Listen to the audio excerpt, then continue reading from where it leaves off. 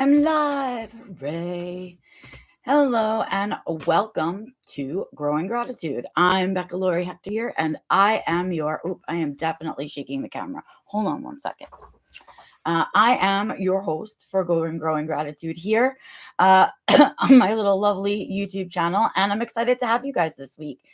This is where we chat about the challenges that I've got, that you've got, that we've got with being an autistic adult alive right now, and what is it we can do to sort of make it better, right? How can we do that? And I'm doing the thing where I'm shaking the camera again.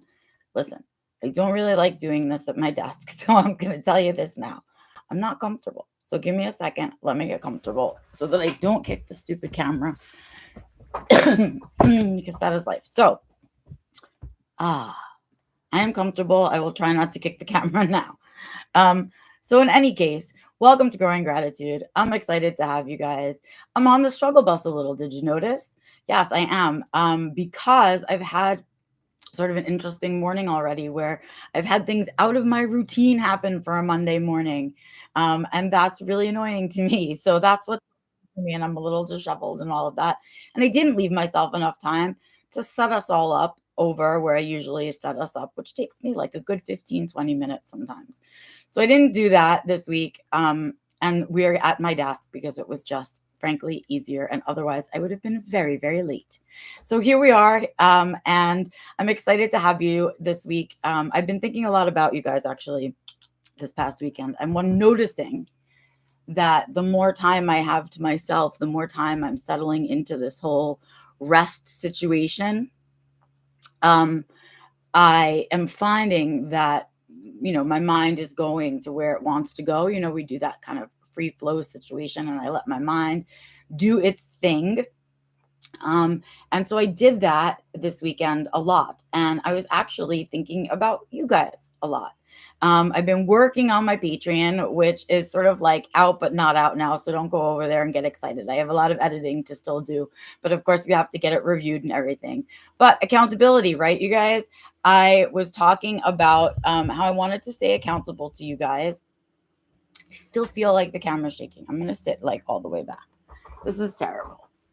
What a terrible Growing Gratitude you're doing, Becca. There will be parts of this that will be brilliant that we will save from this. But at the moment, I'm feeling really dysregulated. So as you can see, I'm struggling to even get comfortable in my own chair, which is something that's really common for us. And so I guess documentation, right? Anyway, so I've been thinking about you guys and what I want to do. And so when I was creating the Patreon, I was of course thinking about you guys and your needs and what you would want out of my Patreon. What was the stuff I wanted to be putting energy into? And so I've been thinking about you guys a lot as I've been creating that. And in those thinkings, of course, I kind of go down my own little rabbit holes. And so I went down a rabbit hole that is not a new rabbit hole for me, but I found myself thinking about how, what's the word I want to use? How connected, I guess that's the best word, how connected the things that we love or we're drawn to really are with each other if we allow them to be. And that if we are mindful about those things, we can often find ways to connect those things that we love or care about a lot to be doing one thing that touches lots of areas in our lives, right? And so I've realized that a lot of what I want to be doing with my time is connecting those areas in my life so that most of my life time, days, hours, right, are spent connecting to the things that I truly enjoy, that I truly love, that truly fill me up, right? And less and less and less of the things that drain me, right? Because how exciting. Like imagine if you could take all these different areas of interest that you have and sort of combine them to be purposeful for you in your life. Okay. And if this concept is sounding familiar to you, then you and I are on the same wavelength. I don't know if you've ever heard of the term ikigai or the idea of ikigai. It comes from Japan. But it's exactly this idea that our role as human beings is to sort of layer the things that we're good at, the things that the world needs, the things that we enjoy, and layer them all together to become that life, that we're looking for, right? And that's the concept of Ikigai. I will say, I'm going to show you a little drawing of it right now. And I still continue to do this like a small child. I will continue to show you the photos. Actually, that's not even true. Small children now would know how to lay this in. I don't know why I'm blipping. It's probably because of my internet. Sorry. But here we go. Ikigai. Right. Here it is, the concept of Ikigai. So oh, this is going to be terrible, Becca. Can you not? I can't. It's too bright. Okay. I'm going to type it in chat, and I'll put a link to a reference for you guys in the description. It's called this, Ikigai. That's how it's spelled. And I'd give it a Google, okay? Because this drawing, it's just a Venn diagram, right? And this Venn diagram is 4 circles. And in the center where everything meets is this term, Ikigai, right? And it tells you those circles are what you love, what the world needs, what you can be paid for, and what you are good at.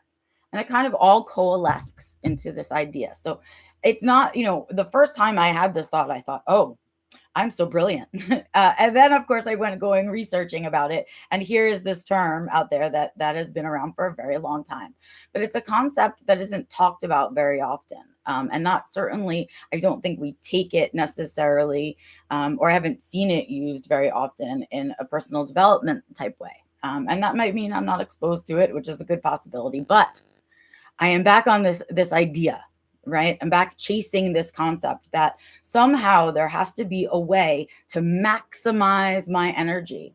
And the way to do that and be the most efficient me, right? Because I have so many days where I'm not well, or I don't have enough spoons to do things, that on the days when I do, I want to be maximizing my energy for the things that matter to me, right? To the things that I enjoy. And so can I do this kind of idea of laying these things out, and where they all connect is the goal is where I want to head for. So that was my big thought this week. And it's not like a huge, humongous, life-changing thought, but it's a concept. It's an idea that we can begin to work on our lives that way. And so that's one thing I wanted to talk to you guys about. And that's what I mean by I was thinking about you guys all weekend, because I was thinking about this. And then I thought, well, what if I can take this concept and tweak it a little bit, and make it work for us and what we talk about on here and what we're doing? Like, what if I could create a tool where we could talk about the areas of connection in a very autistic way, right? And how we can find that middle ground where the Venn diagram all meets, right? So that's what I'll be working on. It'll be things like that that'll be on my Patreon, tools like that as I create them, not only for myself, I will absolutely share. What's the point of creating if I'm not going to share it? Right? I will absolutely be sharing them with you guys. Those of you who have chosen to be on this intrepid journey with me, will be doing that. And so, yeah, I am well on my way. I'm being accountable along the way. I'm trying not to push myself too hard, but I am working on it in a really, in a way that I feel like will be good. And I'm looking forward to really feeling like I can reveal it all to you guys and be like, go now, check it out. It's ready. But it's not quite ready yet. So get excited, because when it is ready, it's going to be a really good thing, I think. And we'll have our little hobbit hole in the world. We'll have our own little shire and our own little spot that we can all kind of congregate in once a week and chat, and maybe more, because there will be more coming. But in any case, that's just that thing. I wanted to talk to you about that piece, because it's interesting, and it's going to be coming back. I sense like that's part 1 of what I want to talk to you about Ikigai. I'm sure there's going to be more, but go catch up. Go take a look all over the internet, find some things about it, do your own little research, and, see what we can do. I'm sure that I want to know, actually, maybe this is the better place to come at it from. I'd love to know if it resonates with you, this concept of Ikigai. So give it a Google. Tell me in the comments if you're watching this video not on YouTube and you're watching it elsewhere on my social media. Comment there. Send me an email. I don't care. I would love to know if this concept of Ikigai resonates with you in the way that it resonates with me.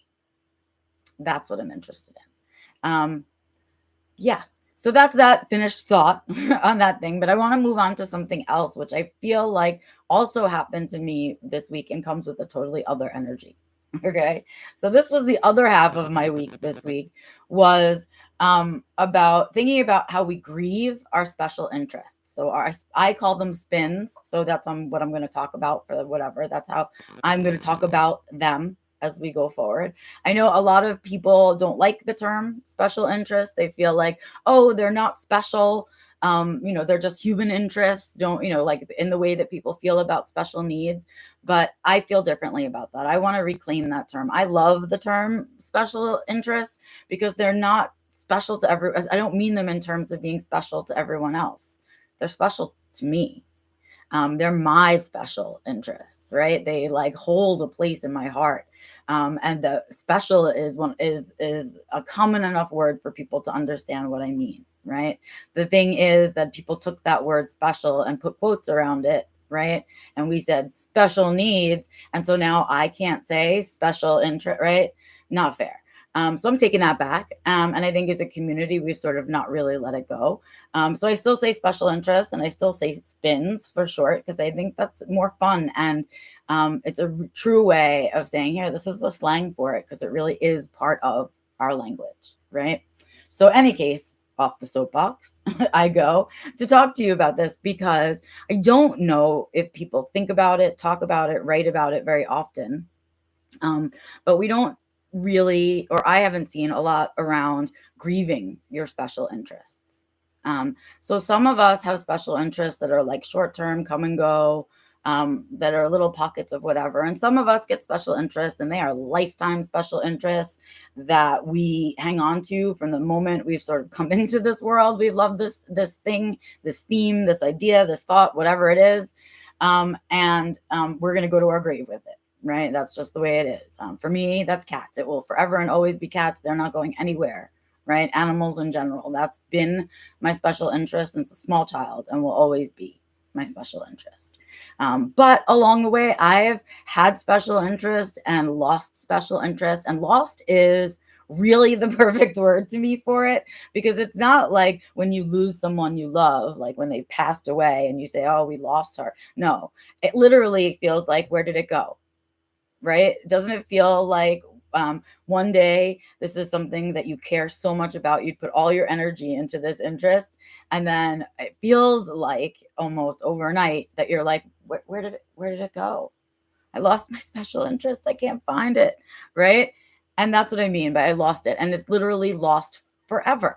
Sometimes it'll swing back around, but oftentimes it's lost forever. And if that leaves you in a place where you don't have a special interest, or you don't have enough special interest to keep you regulated, it's a sad, sad time, right? And it's even sadder because you have nothing to fill that space. And so a lot of people say, they give you advice. We share a lot of advice among autistics, I think, about what can you do when you've lost your special interest, right? And because we want to get each other out of it as quickly as possible. We know inherently that a loss of a special interest is an emergent task, right? It's an emergency that we need to deal with, because we don't want to see our fellow autistics go into a heavy grieving period. But what I wanted to share with you today is this realization that I had sort of midweek last week, that we need to grieve our special interests. Like, especially if you lose a big one, or not a big one, but a long-term one. When that happens, it's a mighty hole, a mighty, mighty hole that is left. And I don't know if we can consciously go out there looking for a new one to fill that hole. I don't know if we can try to grow smaller ones that we have, smaller special interests. I don't know. We certainly can't go online and order a new special interest. That would be phenomenal. Somebody get on that, right? But it's really like, how does that come about? Where does the next one come from?